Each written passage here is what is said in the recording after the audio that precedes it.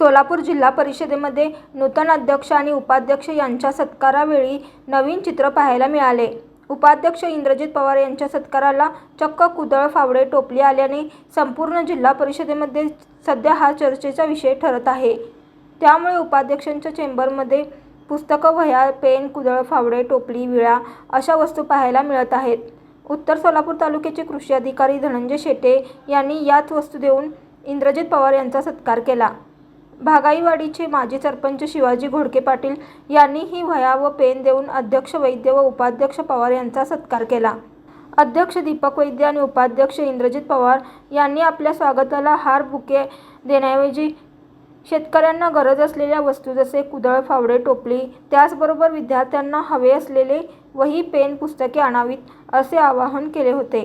त्या आवाहनाला प्रतिसाद मिळताना दिसत आहे।